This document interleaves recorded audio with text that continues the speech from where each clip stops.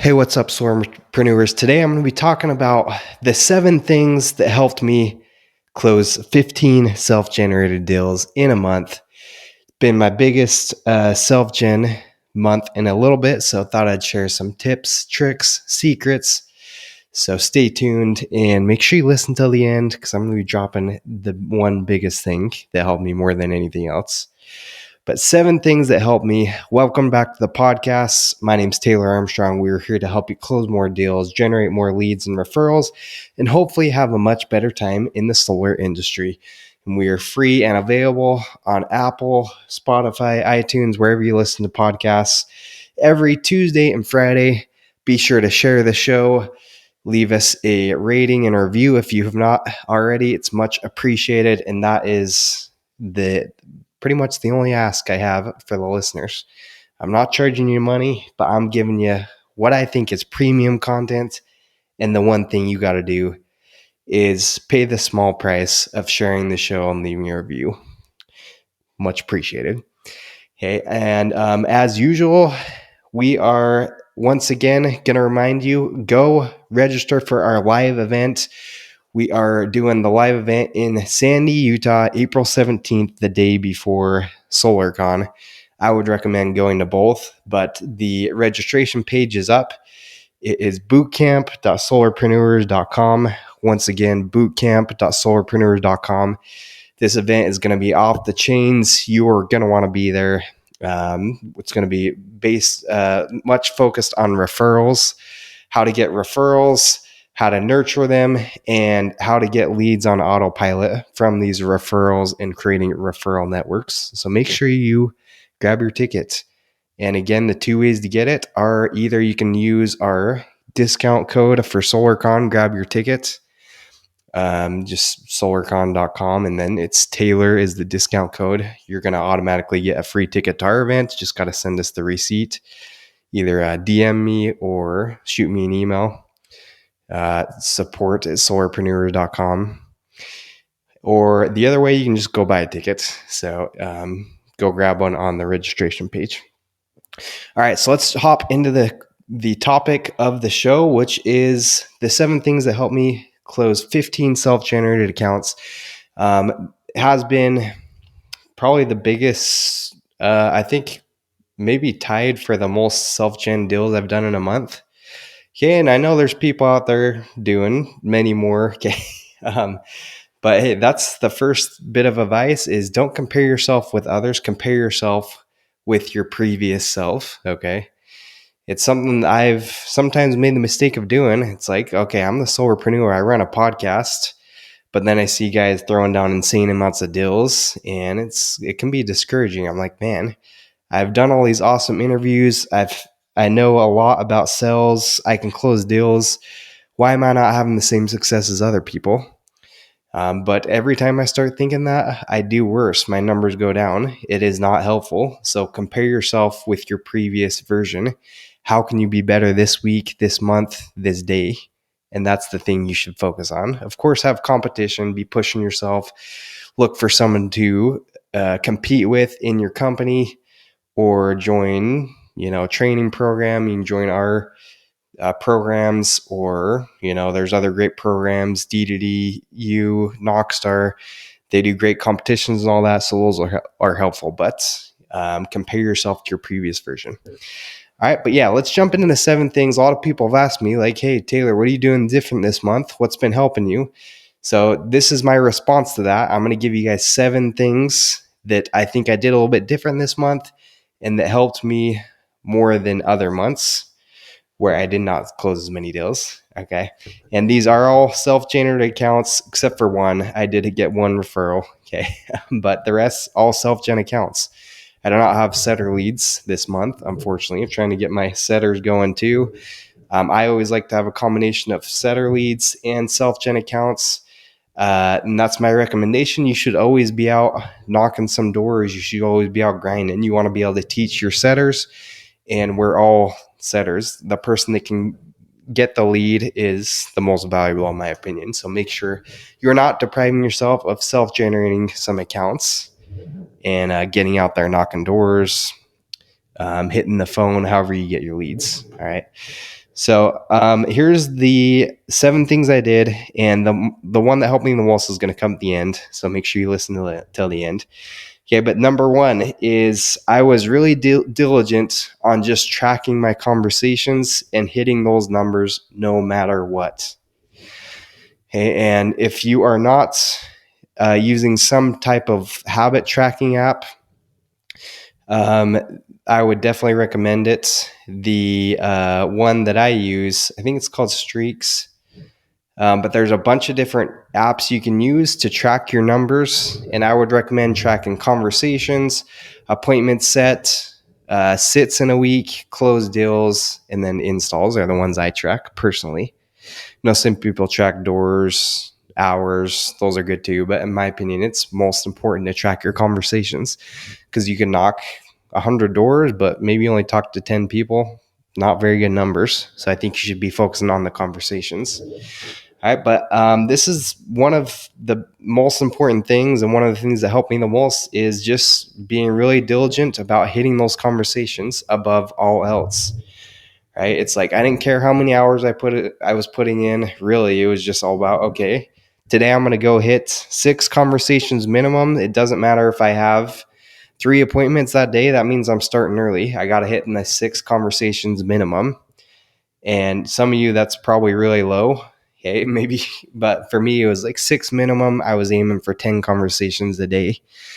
And yeah, keep in mind, you're going to be going on appointments. I was having appointments and all that. So I was just making sure I got those 6 appointments or 6 conversations rather, no matter what. So that's number 1. Number 2, I was really diligent about planning my days and my weeks. We've done episodes on this, but I think it's important to just have a plan in place. And the night before, I would make sure I knew what area I was going to, what my plan of attack was, what hours I was going to be on the doors, what time my appointments were. Because on days I didn't have this planned, and previous months where I wasn't as good about this, sometimes I would waste time figuring out, okay, where am I knocking? What area am I planning on hitting? What appointments do I have? Oh, is this one confirmed? All these different things we think about. But it helps to have the day just set in stone the night before, and then also the weekly planning session. Okay, right now, the planner that I'm liking a lot is called the Full Focus Planner. Actually got it in my hand for those of you watching the video. This dude, Michael Hyatt, he has some really good videos and a really good system, I think, just pretty simple on how to plan the day and the week. But yeah, basically it's just you set your big 3 tasks for the day, the main 3 things you want to accomplish above all else. And then, yeah, you just write out like your schedule, your successes for the day. And that's basically it. So for me, it helps to have just like 3 things I'm going to focus on. And almost every day, one of the biggest was hitting those conversations. Okay. And then number 3, moving on, is just I would knock alone a lot of times, but also a lot of days. We all know there's going to be days where no matter we don't feel like getting out there, unless you're like superhuman, unless you're guys like Brandon Forrester. I've had him on the podcast. This guy is just workhorse out there. There's people out there that just work so much. I'm not one of those guys. I'm not naturally like just an insane workhorse type of guy. I feel like I work hard, but like, I see other guys that I'm like, wow, there's levels to this, right? So for me, I'm always going to have feelings of, I don't want to get out there today. This came up. My kid has his first baseball game, things like that came up. And I'm like, okay, am I going to make excuses or am I going to figure out a way to have someone else hold me accountable and still get out there? So for me, on the days where I wasn't feeling like getting out there, I would always team up with someone. I would shoot a text to one of my setters out there, another guy on our team, say, hey, let's link up today. Meet me in this hood. Maybe we knock together for the first hour or 2. And then we'd like go our separate ways, knock across the street from one another. And so that really helped me to just make sure I was still getting out there, even on days when I didn't feel like it. Okay, because if you're out there with someone, yeah, it is more fun. But then also you got someone to hold you accountable. Like you're going out with someone you're not going to not show up when you're the one that might not go out there. So make sure you know when those potential moments of laziness are going to come and get someone out there with you. Okay. So that's tip number 3. Number 4, I would use paper appointment cards that I would leave behind with people. This is something that I was trained to do when I first started in solar, is have a little just qualification card. And basically what it is as you're setting appointments with people out there in the neighborhood, which don't say appointment, okay, but when you're setting up the appointments, you say, hey, I just have to fill out this quick form with all the people out here. I'll leave you a copy too. And then it's just going to make sure we have all your basic info so they know which house they're even looking at. Do you have a corner of the table I can borrow? So it does 2 things. Number 1, it allows you to push to get inside the home because you got to write, like you need something to write on, right? And then number 2, it's something that they're physically seeing and you leave behind with them. I think it serves as a great reminder for the appointment. On the back, I put what we're going to go over in the appointment when I come back for the pop by, and just a cool, I think, thing to leave behind that helps, especially old school people. Okay, and going along with that, tip number, I think we're on 5, is this month, I did not really confirm appointments. Instead of like texting, confirming like I have done a lot in the past, I'm like, you know what? I'm just going to leave this appointment card. Maybe I'll send them a text the day I meet with them, but I'm not going to text and confirm appointments. And I decided to make this change just because the month of January, I think it was January, I had I think it was something crazy, like 9 or 10 appointments in a row cancel when I text them. So I'm like, you know what, screw that. I'm not going to do that anymore. I'm just going to leave you the card and I'm going to show up. I'm going to be here unless I'm in the hospital or dead. I'm going to be here this time. Okay, so there's no reason you guys wouldn't be here, right, Mr. Homeowner? Great. I'll leave you this card and you hang it on the fridge. So that's 4 and 5 is use some little paper qualification cards, and then consider maybe not confirming your appointments if you're in an area where you're getting a lot of cancels. And my personal rule is if an appointment is more than 20-30 minutes outside of where I'm going, then yes, I will confirm it.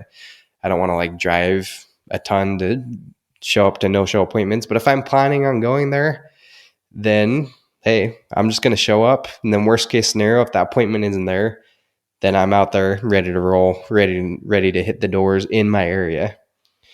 Okay, so that's something that I changed this month.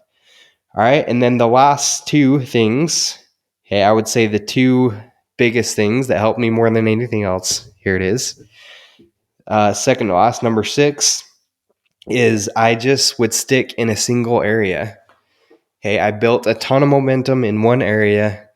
Those that follow me saw I closed quite a few Spanish deals. So I was in this just little duplex neighborhood here close to my house, and I just went there every day, made sure to milk it as much as possible, built a ton of trust in that area, got a ton of names, and just built the momentum.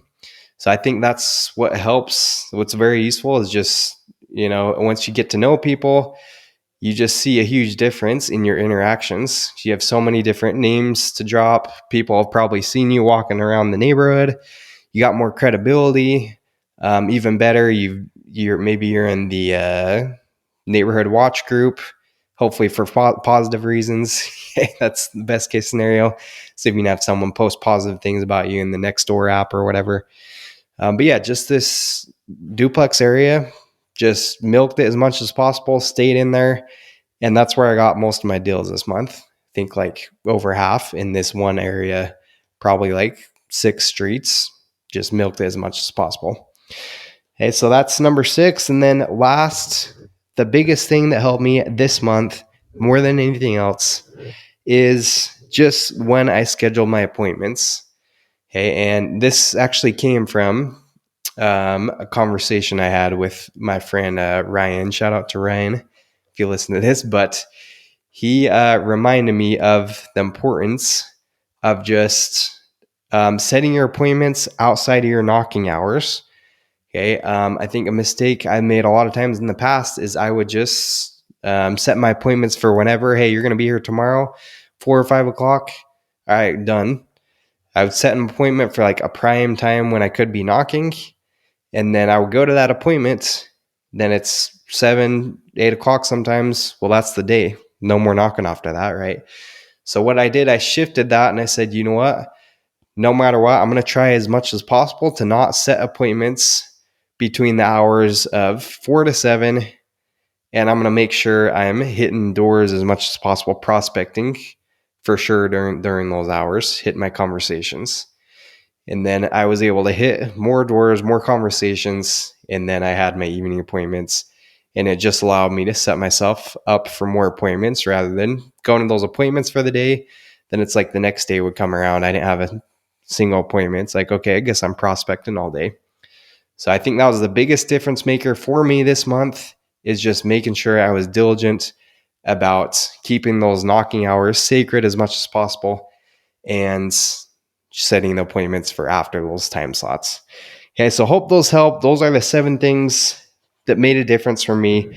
One more time, it was tracking and hitting my conversations, planning my days and weeks, combination of knocking doors alone and knocking with others, leaving behind paper qualification cards, not texting my appointments before to confirm, and last 2 are building momentum in a single area and setting appointments for your non-knocking hours.